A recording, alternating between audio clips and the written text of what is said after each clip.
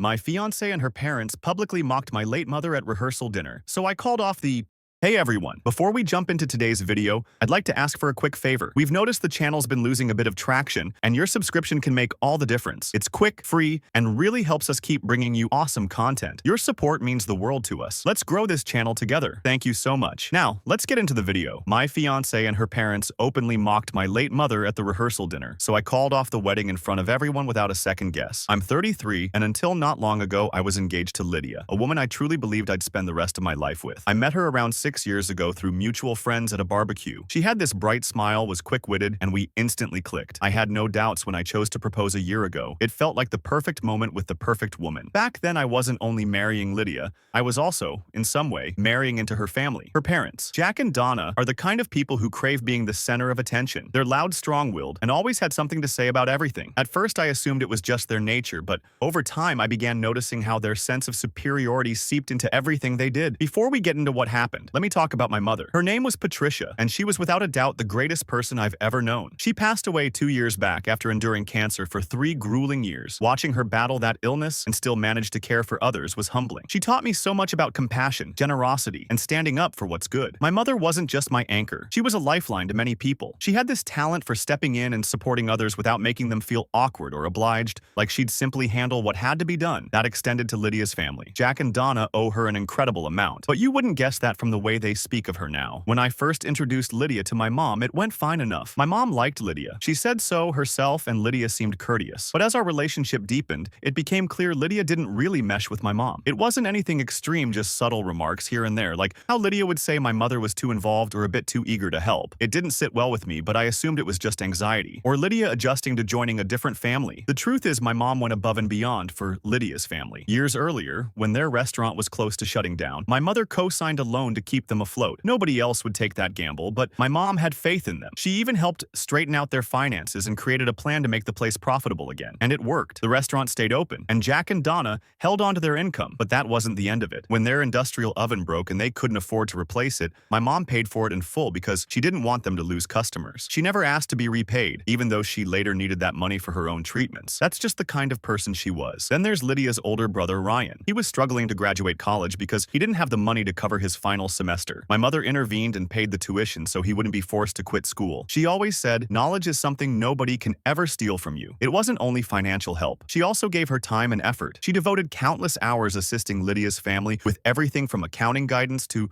looking after Ryan's children so he could concentrate on his studies. And honestly, neither Jack, Donna, nor Ryan ever truly expressed their gratitude. Sure, they'd say thanks casually, but never really acknowledged all she had done for them. My mom never minded that she wasn't seeking praise. She simply wanted to support others. After my mom died, I was completely shattered. She meant everything to me, and losing her felt like losing a part of myself forever. Lydia was there through the hardest times, or at least that's what I believed. Later, I realized her support was mostly minimal. She'd say things like, "You have to move on," or "Your mom wouldn't want you stuck in sorrow." Maybe it was true, but it didn't feel like comfort. It felt like dismissal. As the wedding approached, I began spotting more warning signs. Lydia became oddly dismissive whenever I mentioned my mom in discussions about the ceremony. For instance, I wanted to add a small homage to my mom during the vows, but Lydia waved it away saying, "Won't that make people sad? Weddings should be joyful." I ignored it to avoid conflict, yet these little things kept accumulating. Then came the remarks from Jack and Donna. They had this condescending tone as if Lydia was marrying beneath her. Jack once joked that Lydia was improving her life by marrying someone from a humbler background. Donna would comment, "Well, we all sacrifice for love," as if Lydia was doing me a favor by agreeing to marry me. It hurt, but I stayed silent for Lydia's sake. Looking back, I wish I had spoken up earlier. Perhaps I could have spared myself some pain, but I kept convincing myself that after the wedding, and once everything settled down, things would improve. I couldn't have been more mistaken. Fast forward to roughly a month before the wedding. That's when everything really began to fall apart. Like I mentioned before, Lydia's parents, Jack and Donna, volunteered to host the rehearsal dinner at a posh restaurant they had connections with. At first, I saw it as a kind gesture. I thought maybe they wanted to ease over the small, sarcastic remarks and awkward incidents during the wedding prep. I even convinced myself perhaps this was their way of showing responsibility in class. Now, some background on the dinner. Lydia's parents didn't simply offer to host. They made a grand spectacle of their generosity. Donna kept bragging in talks like, "Oh, we've poured so much effort into making this rehearsal dinner flawless,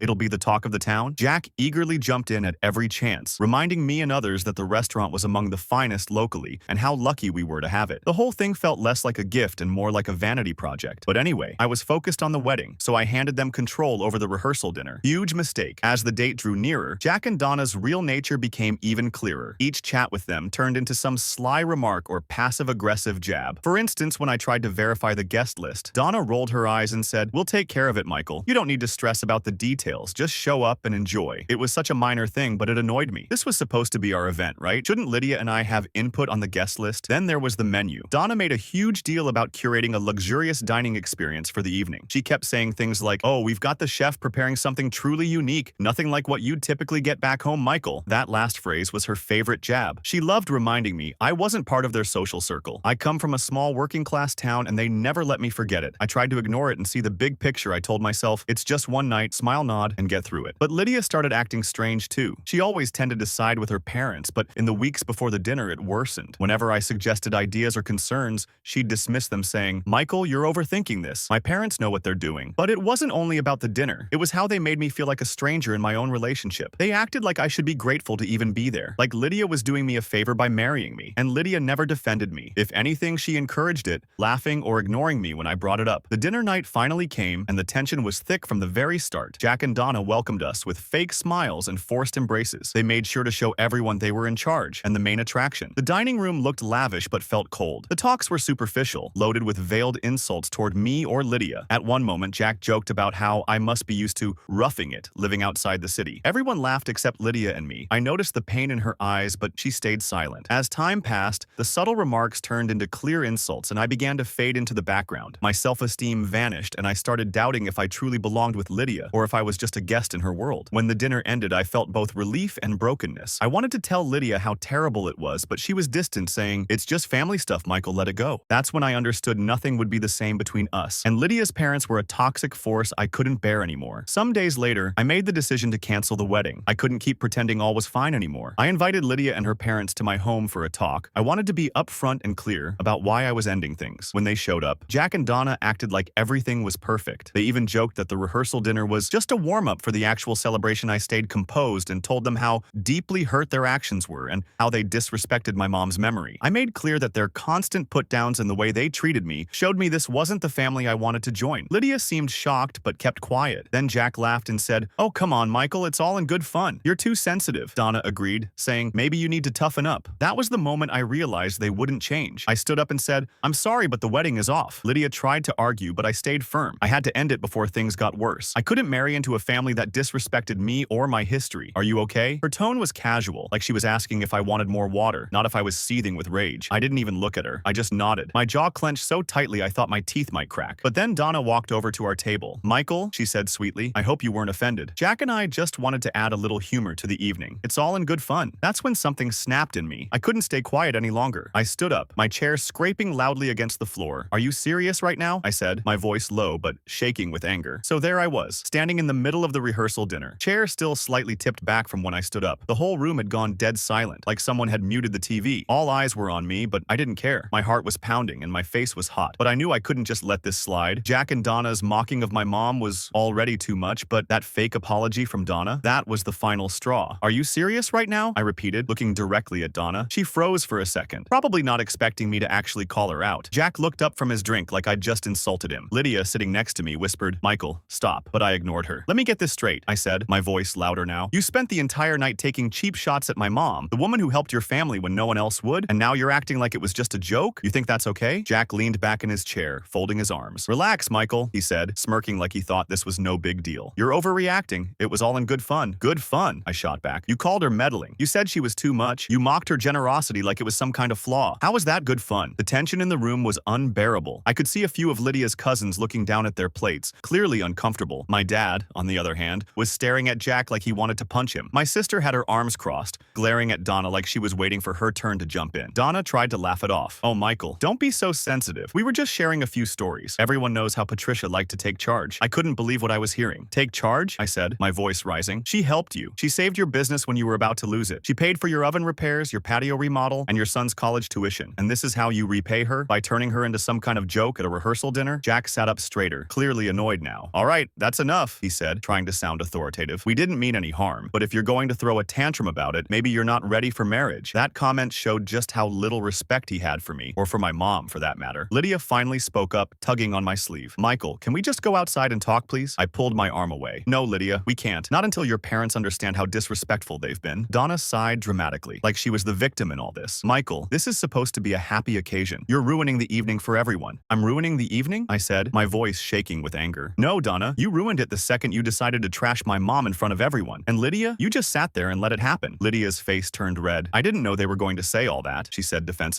But you laughed, I shot back. You laughed at every single insult. You didn't even try to stop them. At this point, the whispers in the room started picking up. People were leaning over to each other, murmuring about the scene unfolding in front of them. I could feel the weight of their stares, but I didn't care. This wasn't about them. This was about standing up for my mom. Jack stood up, clearly fed up. All right, Michael, if you're so offended, maybe you should leave, he said, pointing toward the door. For a moment, I considered it. I thought about just walking out, leaving them to their perfect little dinner. But then I looked around the room, at my dad, my sister, my few friends who had come to support me. They were all watching, waiting to see what I'd do. And I realized I wasn't going to let Jack and Donna get away with it. Not this time. No, I said firmly. I'm not leaving. Not until you understand what you've done. Jack opened his mouth to respond, but I cut him off. You act like my mom was some overbearing busybody. But without her, you wouldn't even have this restaurant connection. She didn't do any of that because she wanted recognition or praise. She did it because she cared. And now you're sitting here trashing her memory like it's some kind of punchline? That's not just disrespectful. It's disgusting. The room went completely silent again. Even Jack looked taken aback, like he didn't know how to respond. Donna opened her mouth, but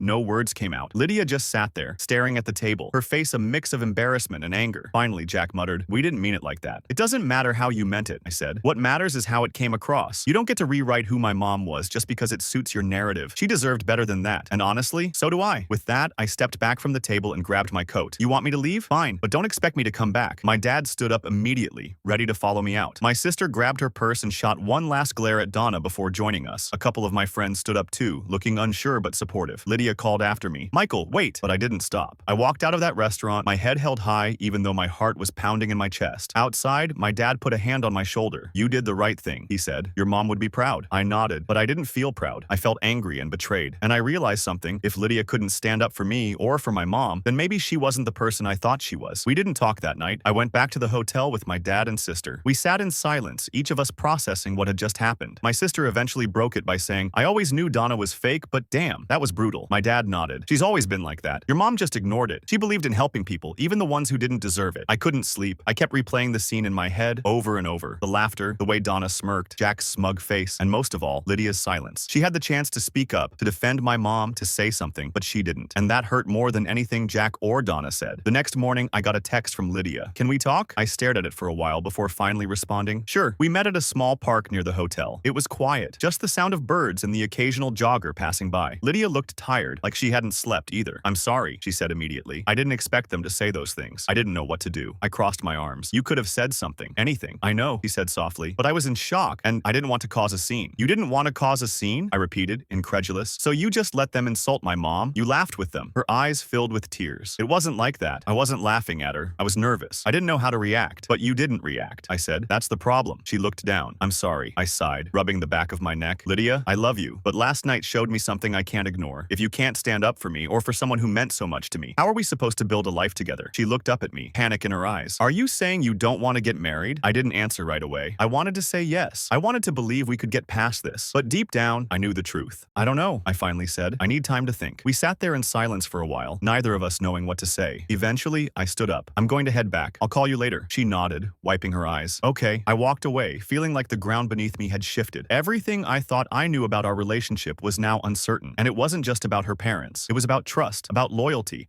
about who you become when someone you love is being torn down. Back at the hotel, my dad was packing up. You all right? He asked. No, I admitted, but I will be. He nodded. Sometimes doing the right thing hurts like hell. I looked out the window, watching the cars pass by. She didn't even flinch when they insulted Mom. I know, he said. That tells you everything you need to know. We drove back home in silence. Every few minutes, I'd get a buzz on my phone. Texts from friends asking what happened, from Lydia asking if I was okay, even one from Donna that just said, sorry for the misunderstanding. A misunderstanding. That's what she called it. I didn't reply. That night, I sat alone in my apartment. I pulled out a photo of my mom, one from the holidays where she was laughing while decorating the tree. She looked so full of life, so completely herself. I remembered how she'd always say, if you're going to stand for something, make sure it's worth it. I realized then that I didn't regret standing up for her. I regretted not doing it sooner. The next day, Lydia showed up at my apartment. She looked worn out, like the events of the past day had aged her. "I just want to talk," she said. I let her in. We sat down on the couch, the silence between us heavy. "I've been thinking," she said, "a lot about everything. I should have stood up for you, for your mom. I was scared, but that's not an excuse." I didn't say anything. I just listened. "I love you," she said. "But I realize now that love isn't enough. It's what you do with it that matters." I nodded slowly. "Exactly." She looked at me, eyes brimming. "Do you think we can fix this?" I wanted to say yes. I really did. But deep down, I knew that something had cracked between us. Something important. Trust, maybe, or respect. "I don't think we should get married," I said gently. Her face crumpled. She looked like she'd been punched. "Are you sure?" I swallowed hard. "Yeah, I think I am." She didn't fight it. She just nodded, tears falling silently. "I'm sorry," she whispered. "Me too," I said. We sat there for a while longer before she stood up. "Goodbye, Michael. Goodbye, Lydia." When she left, I felt a strange mix of sadness and relief. Sadness for what we'd lost. Relief that I'd finally chosen to stand up, not just for my mom, but for myself. I didn't go to what would have been our wedding day. I spent it at my mom's grave instead, telling her everything about Jack, Donna, the rehearsal dinner, Lydia, everything. I left flowers, her favorite kind, sunflowers, and for the first time in a long while, I felt peace. Life moved on, as it always does. The weeks following the canceled wedding were a blur of awkward conversations, returned gifts, and quiet evenings alone. Some friends drifted away, unsure of how to talk to me without bringing up the elephant in the room. Others reached out with surprising warmth and loyalty. One evening, I got a call from my cousin Megan. She'd always been close to my mom. "I heard what happened," he said, "and I just wanted to say Aunt Helen would have been proud of you." I didn't expect the tears that came with that. I thanked her and sat on the couch afterward, holding that sentiment like a lifeline. I started going to therapy, not just for the wedding fallout, but for the years I spent minimizing my own instincts to keep peace. I realized how often I'd downplayed things. My discomfort with Donna's behavior, Jack's smug superiority, Lydia's tendency to excuse them. I thought love meant compromise. It does, but not when it costs your dignity. Eventually, Lydia moved out of the city. She sent me a letter a few months later. It was long and heartfelt. She didn't ask to get back together,